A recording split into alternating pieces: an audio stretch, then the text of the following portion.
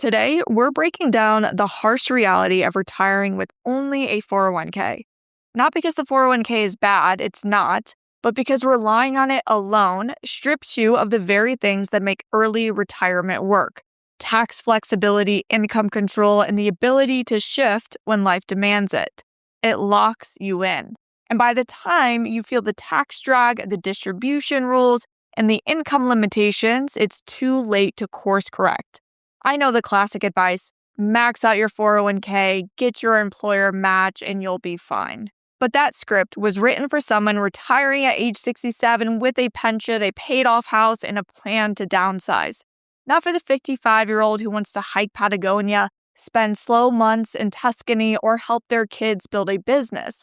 If that's you, you need a better playbook, and I've helped dozens of high earners build exactly that. A retirement with more control, more options, and a tax strategy that actually works. By the way, I'm Rachel Camp. I am a CFP professional and the founder of Camp Wealth, and we help clients retire before age 65 on their terms.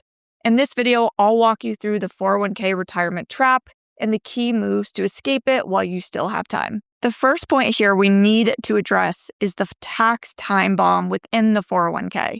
So let's start with the biggest myth of all, that your 401k balance is yours. It's not. Your 401k balance may look huge, but you have to remember that the pre-tax portion of your 401k has a silent partner. What I mean by this is that the IRS technically owns a portion of it. That portion, of course, is the tax you have not paid yet that's sitting in your 401k, inflating it and making it look bigger than it actually is. Remember, every dollar you pull out of your traditional 401k is taxed as ordinary income. Compare that to a Roth 401k where you pay tax up front, so the IRS portion's already taken care of. They've gotten their money, they're good to go, and the rest is your money growing tax-free. I'm not saying that this is an argument for a Roth 401k, because for many high earners, a traditional 401k is the better option. What I am saying is if you are ignoring the portion of the accounts that will go to tax, you are overestimating how much you actually have for retirement. If you keep everything entirely in a pre-tax 401k, the tax bomb starts ticking now and potentially explodes when you hit RMD age. For example, if you have $2 million in a 401k now and you're retiring at age 60, you'll need to start taking RMDs when you hit age 75. And by age 75, your account could be worth closer to $3 million, depending on withdrawals and what the market does. But at that point, a $3 million IRA could force an RMD around $120,000 a year, all taxable.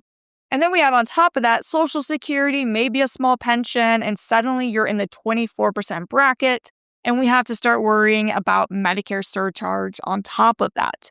The tax bill, if we don't plan correctly, can get out of control quickly.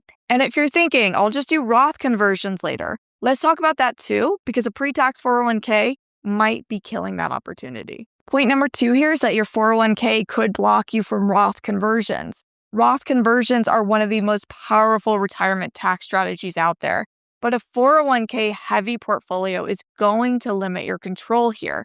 First, the strategy we use for many early retirees involves living off a taxable brokerage account for income, especially in the early years, and then starting to do Roth conversions with that.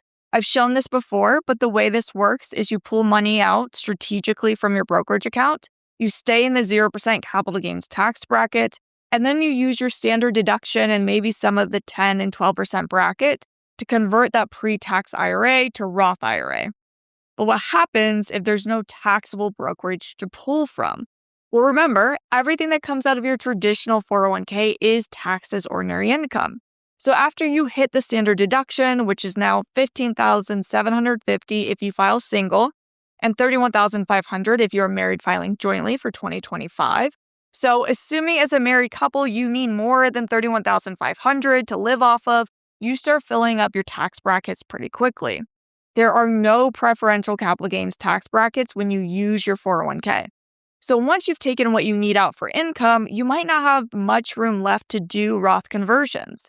I'm going to show you exactly what this looks like using my tax software in the next section with an example. But depending on the size of your 401k, and I'm assuming it's pretty sizable if it's the only account you're retiring on, You could end up with massive RMDs even while taking income from this account. Remember, tax diversification is your friend in retirement, and if you only have one type of account, you have zero control over your tax impact. You're at the mercy of the tax code. What you need is flexibility across tax brackets to minimize your lifetime tax, not just your taxes in the current year. And if that wasn't enough, what if you can't even access your 401k when you need it the most? The next point we have to talk about is the early retirement punishment, at least how it relates to retirement accounts. If you want to retire before age 59 and a half and you only have a 401k, you either need to include the costs of early withdrawal penalties, which is 10%, or you need to follow strict rules to get around the early withdrawal penalty. And there are ways around this. The rule of 55 is one of the best ways. If you leave your job during or after the year you turn age 55, you can start taking from your workplace retirement plan without penalty as long as they allow for it. This rule only applies to the retirement plan with your most recent employer. So if you had an employer, you were there a long time, you switched employers, you were there for a short time, and then you want to retire, your 401k balance might not be large enough. And it only applies to 401ks, 403bs, and not IRAs, so you need to keep it there. You also have Rule 72T, which can be used with IRAs or 401ks. This rule allows you to take money out early, penalty-free, if they are substantially equal periodic payments. The gist of it is you have to take something from the account every single year. It depends on what calculation you use for how much, but the payments must continue for the later of 5 years or age 59 and a half. So if you were to start Rule 72T when you're 52, these payments must continue for the next 7.5 years. Now, let's just compare that to a brokerage account. No penalties, full flexibility. You can hold the account anywhere you'd like with any investments you'd like, and you have strategic control over when and how you realize your income. But don't just take my word for it. We're going to look at an example here that I think will really drive this point home.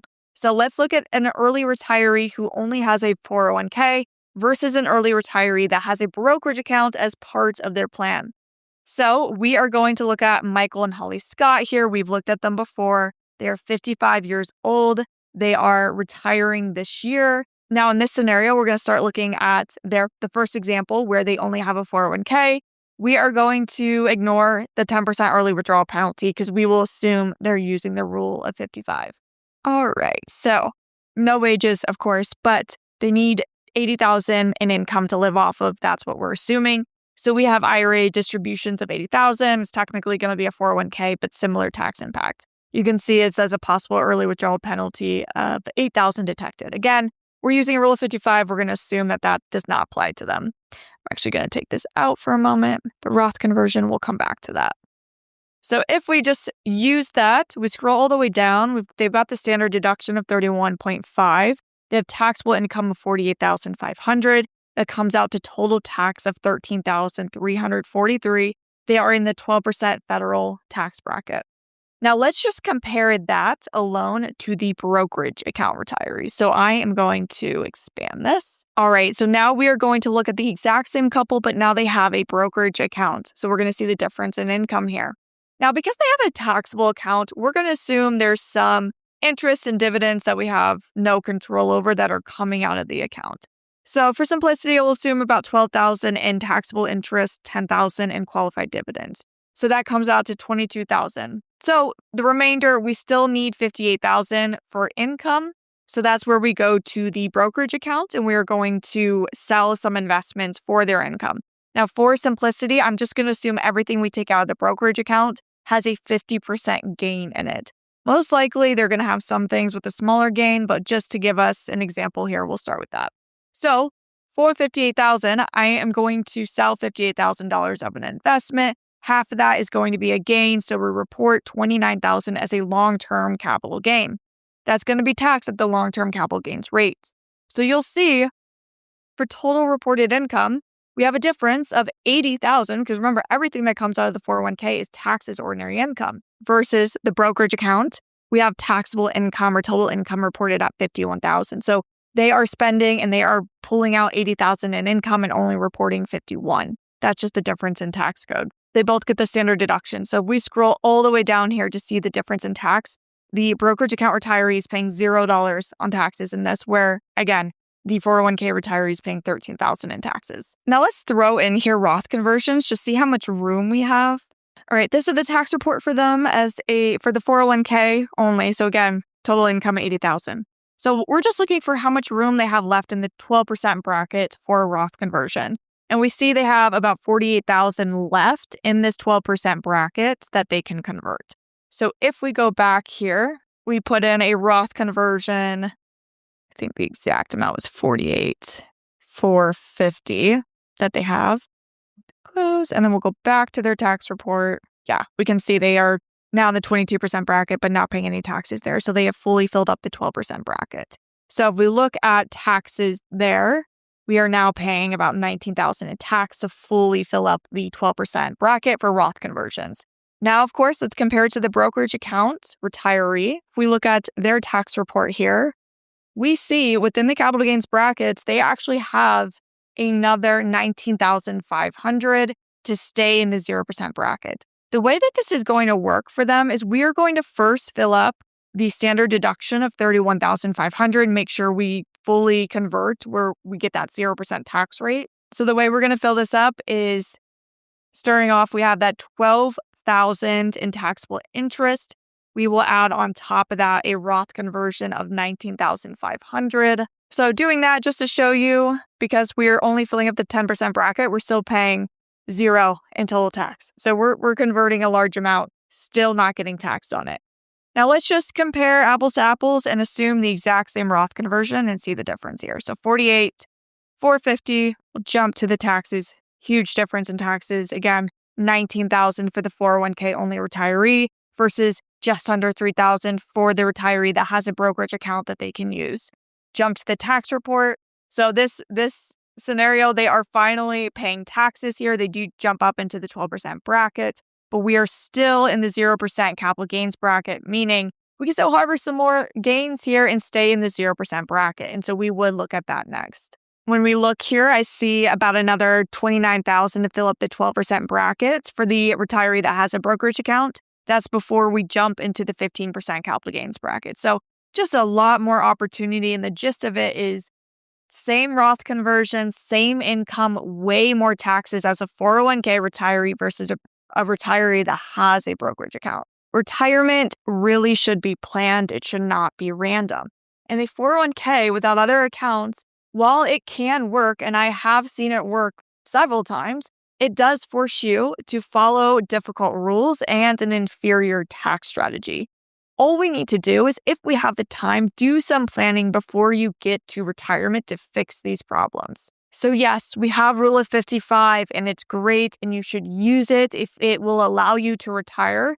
But for some people, their 401k is actually not a great place to leave their money. So the next thing we have to talk about is that not all 401ks are created equal. Some 401k accounts I see are great investment options, low or no fees, and great technology. But a lot of them are still antiquated. They may be difficult to navigate to make changes, but worst of all, high fees and terrible investment options. If your employer's plan is bad and it's your only savings vehicle, you could be losing a ton of money. Now, I want to be very clear here because I see a lot of people who won't use their 401ks due to bad investment options and high fees. And while I hate to see bad 401k plans, the account type itself, the 401k, is still pretty powerful even with bad employer plans. This is because of tax deferral. And for high earners and those who are in the 32% plus tax brackets, it's a difficult argument to not use the 401k just because of high fees, because the tax deferral piece is so helpful in compounding growth. A 401k, frankly, would have to have pretty outrageous fees to offset the benefit you get from the current year tax deduction and tax deferred growth. So while the tax deferral is impactful, a 401k with high fees and bad investment options could still have a potentially six-figure negative impact on your overall portfolio value over its life. But even if you have the best 401k in the world, it still wouldn't be enough. And here's why. The 401k, this is our next point. 401k was never designed to be enough, especially for an early retiree. Even if you max out your 401k, every single year. There's a good chance it may still not be enough. Now remember, it's all relative, but as a financial advisor for high earners, if you are over age 50 and you are maxing out your 401k at $31,000 every year and you're earning $400,000, that is not even a 10% savings rate. Even if you're married and you both are maxing out your 401ks and you're at 400k in income, you're at a 15.5% savings rate. There's no way you are doing enough to get you to early retirement and maintain your standard of living. While the 401k replaced the pension, it really wasn't built to replace a full retirement strategy. And for high income earners, if you want to retire in your 50s, it's not just about savings, it's about savings in the right places. So if the 401k just isn't going to cut it, I think we've seen that for most people it won't, what is the structure we should follow? Well, this is a 3-bucket plan that actually works pretty well. The strongest portfolios I have seen use all 3 of these. Pre-tax, like the 401k, tax-free, like the Roth IRA or HSA if you have one, and taxable, like a regular brokerage account, one of my favorites. Now let's look at an example of a married couple making $450,000 a year. They are 49 years old and they want to retire at age 55. So what would savings look like for them? Let's say they want to hit a 40% savings rate. That's pretty aggressive. That's high. That would mean saving $180,000 a year. But they started a little late and they're catching up and they are being frugal where they need to be in order to hit the savings target. So if we look at a 2025 federal tax bracket, they are in the 32% bracket, and the tax bracket right below that is 24%. This is important because that is a big drop in the tax brackets. Tax brackets and the differences between them aren't uniform. We have some big jumps, big leaps into the next one, and then sometimes we have small ones like 22 to 24. But when we see that we're on the verge of 32 and we could get down to 24, that's an opportunity we should look at. If they can avoid paying any tax in the 32% bracket, that would be a big win for them. So we are going to start with looking at our pre-tax options for them. They both have a 401k. Their limit for 2025 is $23,500 because they're both under 50 years old. So they start with maxing that out for both of them. That's a tax deduction of $47,000 in the current year. This brings their income down to $403,000. Still in the 32% bracket, so we're going to look at other pre-tax options they have. We find that they are eligible for an HSA, and the family limit for an HSA in 2025 is $8,550. So this brings down income even further to $394,450, just enough to fall down into the 24% bracket as their marginal tax bracket. So they've exhausted the pre-tax options, and they have $124,450 left to save, quite a bit.